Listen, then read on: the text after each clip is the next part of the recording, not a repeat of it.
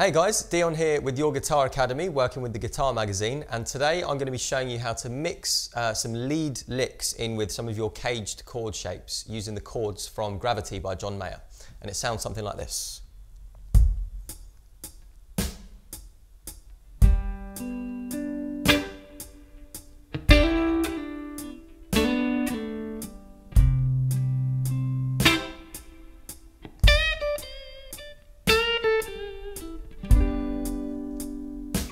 So what we've got going on here is two shapes of the cage system. So we're using a C shape to play a G.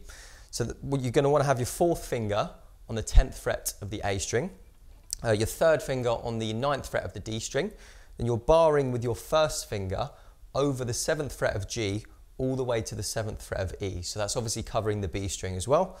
And then with your second finger, that's going to be playing the 8th fret on the B string. So the chords should look something like that. Okay, so that's our first chord. I'll talk about the scale in a second.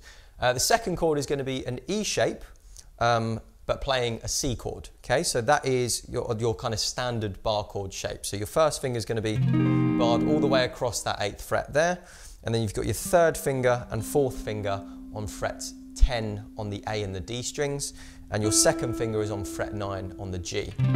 Okay, so those are your two chords, and we're going to be overlaying pentatonic shape 4 and shape 2 over these two chords. Okay, so the C shape is in correspondence with pentatonic shape 4, which looks something like this. So you're starting from fret 7 on the low E, and you go fret 7, fret 10, 7, 10, 7, 9, 7, 9, 8, 10, 7, 10. Okay, and shape number 2 for the E shape will look something like this. Start on fret 8 on the low E string using your second finger, and I go fret 8 to 10, fret 7 to 10, 7 to 10, 7 to 9, 8 to 10, 8 to 10. Okay, so those are the two shapes. So you might want to just get used to playing the chord followed by the corresponding shape. You know, just to get used to kind of the feel of playing those kind of one after the other like that. So what you want to do when you're playing lead and rhythm together is the most important thing is to never lose sight of your kind of rhythmic sort of foundation, if that makes sense. So what we're doing here, so if I put on the drum beat, you'll hear how I'm playing the chord for the kind of first half of the bar, and then I'm playing the little lick afterwards. So let me play it for you one by one, and then I'll break down the licks for you. So the first lick is going to be on that C shape. Okay, so we play the chord. Okay, so that's the first half. So all I'm doing is simply arpeggiating the chord. So, and then you see I snap my wrist down to get the final kind of strum on that chord. So once again. Okay, so now the lick section of this, let me pause the drum machine for a second. So the lick, we're using some double stops, okay? So it's that kind of classic Hendrixy, very kind of Mayer-y sort of sound. So the first part, you want to take your second finger and place it on the 8th fret of the B string, and your first finger goes on fret 7 on the G. So you have those two notes, okay? And then what you do is play those together, but as you play them together, you hammer on with your third finger onto the 9th fret of G, so it will sound.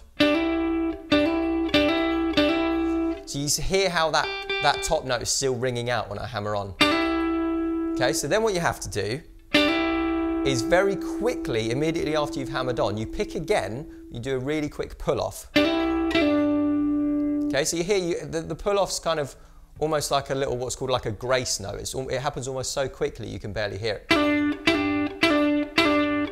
So, okay, and then finally, to finish that section of the lick, you play fret 9 and 8 together again, so it will go just like that.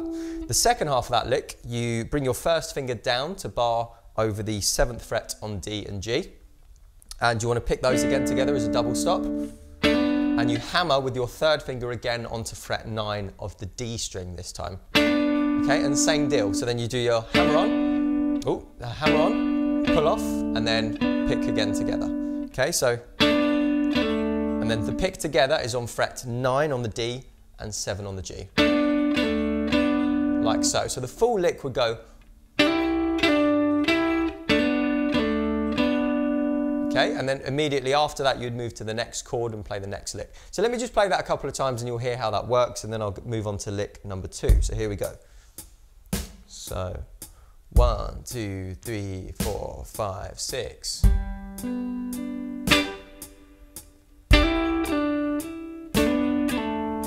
In fact, sorry, I forgot, there's actually one more little note at the end there. So you've done that part, and then you bring your 4th finger down onto fret 10. Or, I mean, you could finish it like that if you want to. So you can either play it like so.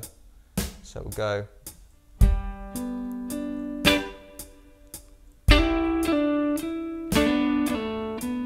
And then onto the next chord. Or, as I just mentioned, you could go down to fret 10 with your 4th finger. So you could go.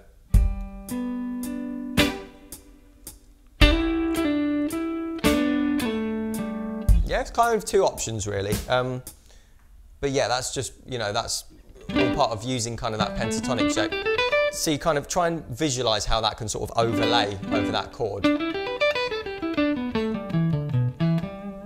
And then that'll start to kind of become a lot easier when you can see the scale shape on top of the chord. Okay, so lick number 2, again, as I said, we're using the E-shaped chord now, and this one goes. Okay, so that's your E-shaped chord there. So this shape number 2, we're actually only using the kind of upper part of it, and this is obviously featuring some bends as well, okay? So I'll play it to you once more, and then we'll break it down. So here we go. So 1, 2, 3, 4, 5, 6.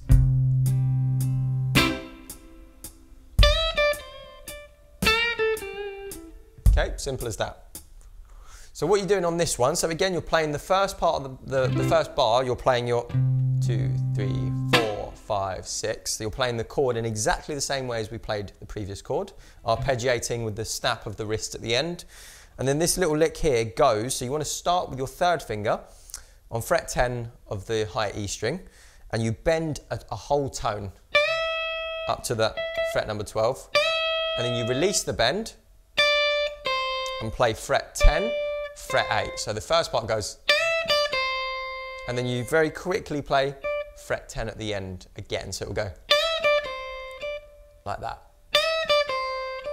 And then, same thing, the next string down. So you're starting on fret 10 again on the B string, but you only bend a semitone here. So you're bending from the note on fret 10, up a semitone to fret 11. And then you release again, play fret 10, 8, and then 10. So the full thing will go. Simple as that. So in context again, it will go 5, 6. And then you're back to the first chord. So the 2 of them together sound something like this. So 1, 2, 3, 4, 5, 6.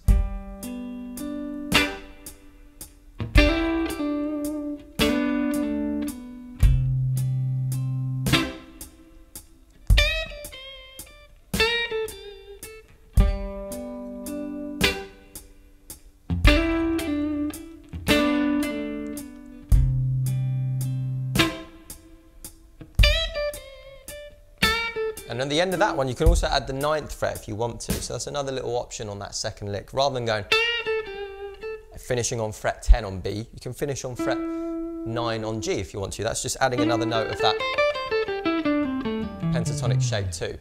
And there we go. That's how you kind of intersperse your kind of rhythm and lead playing in that very Hendrixy, John Mayer-y kind of fashion.